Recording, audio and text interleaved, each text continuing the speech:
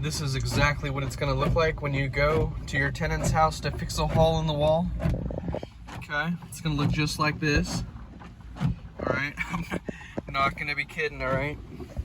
There, I got my drinks, snacks, we're ready to go. Here is the hole in the wall right here. I'm at the apartment and I have to take out these nails first, and you can see how thick this is because there was like lath and plaster.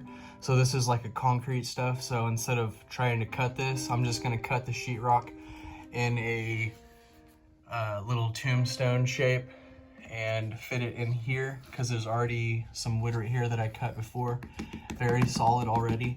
So there's no need to do anything to it. I can just nail the sheetrock to this on this side, and then, but it'll be too short on this side. So I'm gonna put a little strip of sheetrock over here so that it matches out to this. And then when I put the sheetrock in, it'll come out over here. So first we gotta put a little rectangle right here on this side, and then cut a tombstone shape to fit in right here. And you'll see, but the first thing is I'm gonna take out these nails with a hammer, and I will be right back. This is a little scrap piece of sheetrock that I'm going to be using. Just put it in the back of my car, and I got these nails pulled out, and now I'm going to cut a little strip for right here.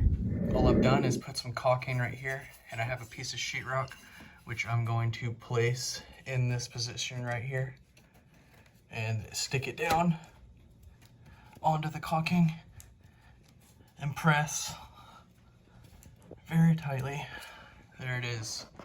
Now I'm going to cut this tombstone piece, and I'll be screwing it into that stud. This is just a spacer. So there's that, and it is glued. And now I'm placing this, the tombstone piece right there. And now I'm going to throw a screw here,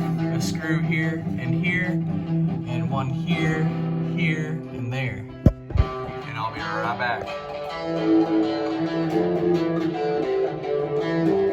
Now you can see I've put the little tombstone piece in, and I've got 3 screws here, 3 screws here, and everything is solid. And now I'm gonna apply the mud here, here, and all right here. But before I do that, there's a loose piece of tape right here, and we need to cut that loose piece of tape off with a box blade knife before applying the mud. That way you don't have a loose bubble in the wall.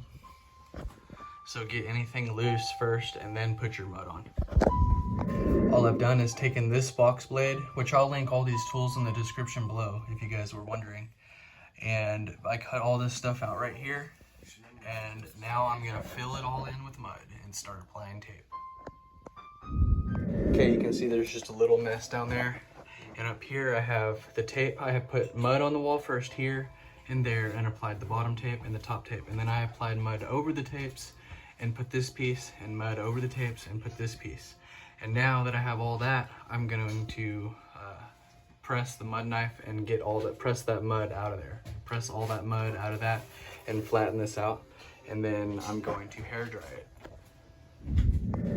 You can see right here, I have the hole right here, and I have fanned it out with a larger mud knife, and I've fanned it out from here to the top with a larger mud knife, and I've hair dried it with a hair dryer.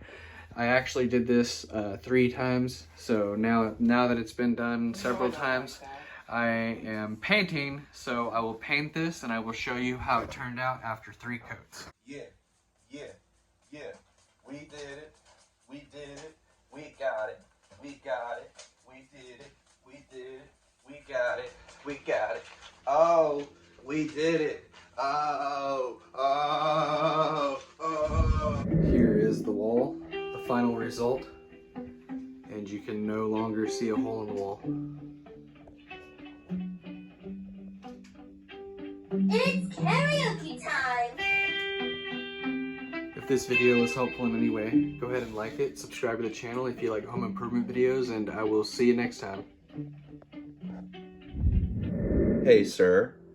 Sir, you owe me $2.25. Where are you going, sir? Sir!